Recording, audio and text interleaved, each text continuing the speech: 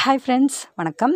இன்றைக்கி நம்ம today is a good day channel என்ன பார்க்க போகிறோம் அப்படின்னா, ராஷ்டிர பாஷாவினுடைய அப்ளிகேஷன் ஃபார்ம் பரீட்சா ஆவேதன் பத்ரு அது வந்து எப்படி ஃபில் பண்ணணும் அப்படின்றதா பார்க்க போகிறோம். ஆல்ரெடி நம்ம பிராத்மிக் மத்தியமாக பார்த்துருப்போம்.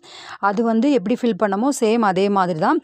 இதில் வந்து ஒரு சின்ன விஷயங்கள் மட்டும் நமக்கு எக்ஸ்ட்ரா இருக்கும். ஸோ அந்த டீட்டெயில்ஸ் வந்து நான் உங்களுக்கு என்ன அப்படின்றத நான் சொல்கிறேன். ஓகே, இப்போ நம்ம பார்க்கலாம். First challan number, date, amount நமக்கு தெரியும். நம்ம டிடி எடுக்கணும். எவ்வளோனா பரீட்சா ஷுல்க்குன்னு இருக்கு இல்லையா, 400 ருபீஸ். ஸோ அந்த 400 ரூபாய்க்கு நாம் டிடி எடுக்கிறோம். லேட் ஆச்சு அப்படின்னா லேட் ஃபீ வந்து ப்ளஸ் 10 ரூபா சேர்ந்து நமக்கு 410 வரும். நம்ம அந்த டேட்டுக்குள்ளே 15க்குள்ளே ஜூன் 15க்குள்ளே, இப்போ ஆகஸ்ட்டுங்கும் போது ஜூன் 15க்குள்ளே நம்ம அப்ளை பண்ணுறோம் அப்படின்னா அப்போது நம்மளுக்கு வந்து ஃபைன் வராது. ஓகேவா? ஸோ அப்போ அந்த 400 ருபீஸ் வந்து நாம் டிடி எடுக்கிறோம். பேங்க்கில் போய் அந்த டிடியோடைய சலான் நம்பர் இருக்கும் இல்லையா, அது வந்து இங்கே சலான் நம்பர் அப்படின்ற இடத்துல ஃபில் பண்ணணும். டேட்டு வந்து எந்த டேட்டில் நம்ம வாங்குகிறோமோ அந்த டேட்டு, அப்புறம் அமௌண்ட்டு எவ்வளோ அப்படின்றத ஃபில் பண்ணுறோம். இப்போது தக்ஷின் பாரத் ஹிந்தி பிரச்சார் சபா மத்ராஸ், ஆந்திரா, கர்நாடக், கேரள், தமிழ்நாடு, சென்னை எல்லாத்துக்கும் இந்த அப்ளிகேஷன் தான். ஓகேவா? ராஷ்டிர பாஷா பரீட்சா ஆவேதன் பத்ரு, ராஷ்டிர பாஷா எக்ஸாமினுடைய அப்ளிகேஷன் ஃபார்ம் ஃபெப்ரவரி ஆகஸ்ட் சன் 2002. இப்போ வந்து 2024 ஆகஸ்ட்டுங்கும் போது ஆகஸ்ட் டிக் பண்ணிக்கோங்க. ஃபெப்ரவரினா ஃபெப்ரவரி எப்போ இது பண்ணுறீங்களோ அப்படி டிக் பண்ணிக்கோங்க. ஓகேவா? இப்போது note, please read the instruction before fill up the form.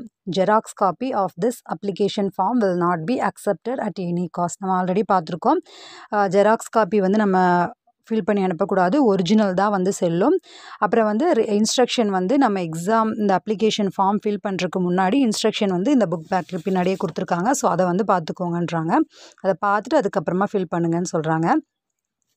First பரீட்சா கேந்திருக்கா நமக்கு வந்து எக்ஸாம் சென்டர் கேட்குறாங்க. ஸோ நமக்கு எக்ஸாம் சென்டர் வந்து எப்பவும் போல தான் நம்ம டிஸ்ட்ரிக்ட் நேமு, அப்புறம் நம்ம எக்ஸாம் சென்டர் நம்ம இதுக்கு முன்னாடி வந்து பிராத்மிக் மத்தியமாக எழுதியிருக்கோம் அப்படின்னா அந்த சென்டரே வந்து நம்ம இங்கே வந்து எழுதிக்கலாம். ஓகேவா? ஸோ நமக்கும் ஆல்ரெடி தெரியும் நம்ம அந்த சென்டர் தான் அப்படிங்கும்போது, நியர்பை அதுதான் அப்படிங்கும்போது அதுவே எழுதிக்கலாம். ஓகேவா?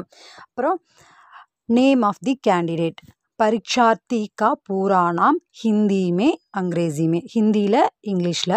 ஃபஸ்ட்டு பரீட்சார்த்தி கா பூரா நாம்னா நம்ம பேர் இல்லையா, நம்ம எக்ஸாம் எழுதக்கூடிய நம்மளுடைய பெயர். ஃபஸ்ட்டு அந்த பெரிய பிளாங்காக விட்டுருக்கிற இடத்துல நம்ம ஹிந்தியில் எழுதணும். கீழே வந்து இங்கிலீஷில் in block letters as per school records. Block லெட்டர்ஸ்னால் நம்ம கேபிட்டல் லெட்டரில் எழுதணும். ஸ்கூல் ரெக்கார்டில் என்ன இருக்கோ அதை தான் எழுதணும். நமக்கு பிராத்மிக் மத்தியமாலாம் நம்ம ஆல்ரெடி ஃபில் பண்ணியிருக்கோம். ஸோ நமக்கு இந்த டீட்டெயில்ஸ் எல்லாமே பேசிக் தான் இல்லையா. ஸோ இதெல்லாம் தெரியும். அடுத்து ஜென்ம கி தாரிக், டேட் ஆஃப் பர்த், நம்மளுடைய டேட் ஆஃப் பர்த் என்னவோ அது வந்து கரெக்டாக டேட்டு, மந்த்து, இயருன்னு மென்ஷன் பண்ணுங்கள். ஆல்ரெடி நம்ம சொல்லியிருக்கோம் ஸ்கூல் ரெக்கார்டில் என்ன இருக்கோ அதுபடி எழுதுங்க. ஏதாவது சப்போஸ் ஏதாவது ஸ்கூல் ரெக்கார்டில் வந்து மந்த்து, டேட்டு, இயரு எந்த மாதிரி இருக்கோ அதவே வந்து கொடுங்க. அடுத்து வந்து பெண்ணா ஆனா, ஸ்திரீ புருஷ், ஸோ அது எதுவோ அதை டிக் பண்ணிக்கோங்க நீங்கள். பிதாக்கா நாம் ஹிந்திமே, அப்பாவினுடைய பெயர். ஃபாதர்ஸ் நேம் அங்கிரேசிமே, நம்ம இதுக்கு முன்னாடி வரைக்கும் அப்பாவுடைய பெயர் வந்து வெறும் இங்கிலீஷில் மட்டும்தான் எழுதியிருப்போம் இல்லையா. நம்மளுடைய பெயர் மட்டும்தான் ஹிந்தி இங்கிலீஷ் ரெண்டுலேயும் எழுதியிருப்போம். ஸோ இப்போ அப்பாவுடைய பெயரும் வந்து ஹிந்தியில் இங்கிலீஷில் ரெண்டுலேயுமே எழுதணும். நான் ஆல்ரெடி சொன்ன மாதிரி தான் ஃபஸ்ட்டு நீங்கள் அப்ளிகேஷன் ஃபார்ம் ஃபில் பண்ணுறதுக்கு முன்னாடி என்னென்ன டீட்டெயில்ஸ் வேணுமோ அது ஃபஸ்ட்டு ஒரு பேப்பரில் தெளிவாக எழுதிட்டு அதுக்கப்புறமா உட்காந்து அப்ளிகேஷன் ஃபில் பண்ணுங்கள். ஓகேவா? அடித்தல் திருத்தலெல்லாம் இல்லாமல் நீட்டாக எழுதுங்க. பிதாக்கா நாம் ஹிந்தியுமே, ஃபஸ்ட்டு அப்பாவோட பெயர் வந்து அந்த ஃபுல் பெரிய பிளாங்காக கொடுத்துருக்காங்க இல்லையா, அதில் வந்து அப்பாவோட பெயர் ஹிந்தியில் எழுதணும். அதுக்கப்புறமா கீழே இங்கிலீஷில் பிளாக் லெட்டர்ஸ் கேபிட்டல் லெட்டரில் எழுதணும். அடுத்து பரீட்சார்த்தி கா பூரா பத்தா अंग्रेज़ी में साफ अक्षरों में लिखे रबर स्टैम्प न लगावें. போஸ்டல் அட்ரஸ், நம்மளுடைய அட்ரஸை வந்து கேபிட்டல் லெட்டரில் கரெக்டாக ஃபில் பண்ணுங்கள். ரப்பர் ஸ்டாம்ப் அந்த மாதிரி இருக்கிறது அப்படின்னா அதுக்காக ரப்பர் ஸ்டாம்பெல்லாம் அடிக்கக்கூடாது. நீங்கள் வந்து தெளிவான எழுத்துக்களில் கரெக்டாக இங்கிலீஷில் எழுதுங்க. பின் நம்பர், ஃபோன் நம்பர் ரெண்டும் வந்து கரெக்டாக எழுதிடுங்க. मध्यमा में उत्तीर्ण होने या राष्ट्रभाषा में अनुत्तीर्ण होने का विवरण. இப்போது இது வந்து என்ன அப்படின்னா, மத்தியமாமே உத்தீர்ண ஹோனே, நம்ம மத்தியமாவில் பாஸ் பண்ணியிருக்கோம் அப்படின்னா அதனுடைய டீட்டெயில், நம்ம மத்தியமாவில் எப்படி பிராத்மிக்கோட டீட்டெயில் எழுதுவோம் ஸோ அதே போல் தான் மத்தியமாவில் பாஸ் பண்ண அந்த டீட்டெயில், அதனுடைய நம்பர், வருஷம், எந்த சென்டர் அப்படின்றது. சப்போஸ் நீங்கள் இல்லை மத்தியமாக முடிச்சு நீங்கள் ராஷ்டிர பாஷா ஆல்ரெடி எழுதியிருந்தீங்க, அதில் பாஸ் ஆகாமல் ஃபெயில் ஆகியிருந்தீங்க அப்படின்னா ராஷ்டிர பாஷாமே அனுத்தீர்ண ஹோனேக்கா விவரன். ராஷ்டிர பாஷாவில் நீங்கள் சப்போஸ் எக்ஸாம் எழுதி ஆல்ரெடி ஃபெயில் ஆகிருந்தீங்க அப்படின்னா அதனுடைய டீட்டெயில் இங்கே கொடுக்கணும்.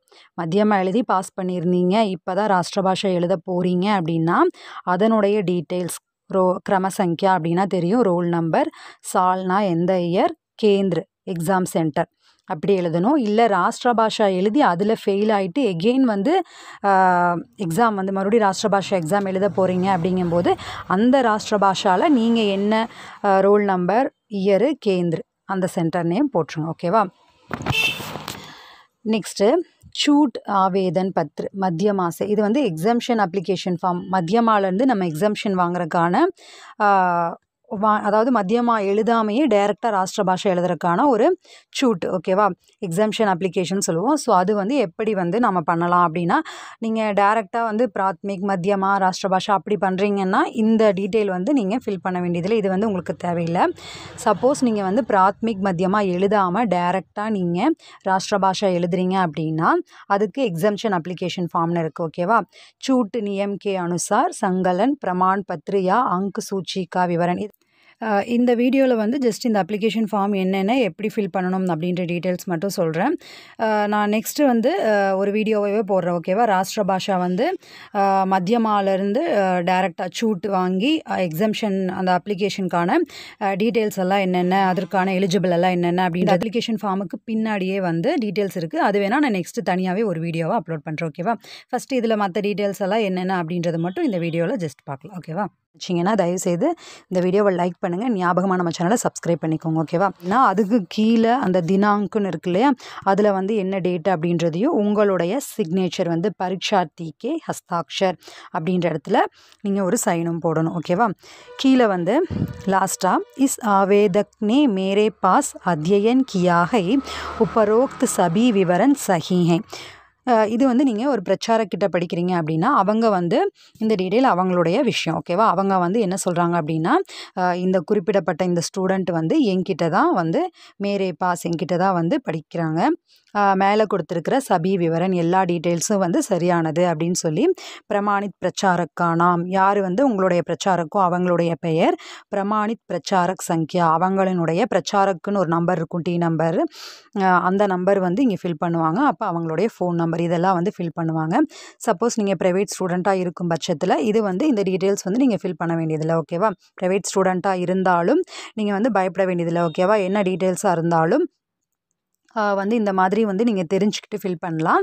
அப்படி வந்து உங்களுக்கு மறுபடியும் வேறு ஏதாவது டீட்டெயில்ஸ் வேணும் அப்படின்னா நானும் முடிஞ்ச அளவுக்கு ஹெல்ப் பண்ணுறேன். வேறு ஏதாவது டீட்டெயில்ஸ் வேணும்னாலும் நீங்கள் சபாவை காண்டாக்ட் பண்ணி கேட்டிங்க அப்படின்னா அவங்க என்னென்ன டீட்டெயில்ஸ் வேணுமோ அதை வந்து சரியாக சொல்லுவாங்க. ஓகேவா. ஓகே. இது நீங்கள் சப்போஸ் பிரச்சாரக்கிட்டனா இந்த டீட்டெயில்ஸ் ஃபில் பண்ணணும். ஓகேவா. அவங்களே இங்கே வந்து அத்தியாபக் ஹஸ்தாக்ஷர் நம்ம டீச்சரினுடைய சிக்னேச்சர் டேட்டு அவங்களே இது வந்து ஃபில் பண்ணிக்குவாங்க. சப்போஸ் நீங்கள் வந்து ப்ரைவேட் ஸ்டூடெண்ட்டுன்னா மேலே இருக்கிற அந்த டேட்டு உங்களுடைய சிக்னேச்சர் போட்டிங்கல்ல அதோட வந்து போதும், இனாஃப். ஓகேவா. அதுக்கப்புறம் வேறு எந்த டீட்டெயில்ஸும் தேவையில்லை. ஓகே ஃப்ரெண்ட்ஸ், எல்லோரும் வந்து கண்டிப்பாக எக்ஸாமுக்கு அப்ளை பண்ணிடுங்க முன்கூட்டியே. அதுக்கப்புறமா மெதுவாக பண்ணிக்கலாம், பரவாயில்ல ஃபீஸ் கூட பே பண்ணி 10 ரூபா தானே அப்படின்னுலாம் நினைக்காதீங்க. முன்னாடியே வந்து கரெக்டாக அப்ளிகேஷன் ஃபார்ம் ஃபில் பண்ணி அனுப்பிச்சிடுங்க. அண்ட் தென் எல்லோரும் எக்ஸாமுக்கு நல்லா படிங்க. அப்படி இப்படின்றதுக்குள்ளே இன்னொரு 2 மாதம் தான் இருக்குது. ஸோ தயவுசெய்து எல்லோரும் எக்ஸாமுக்கு நல்லா படித்து நல்லபடியாக எழுதுங்க. எல்லோருக்கும் ஆல் தி பெஸ்ட். பாய்.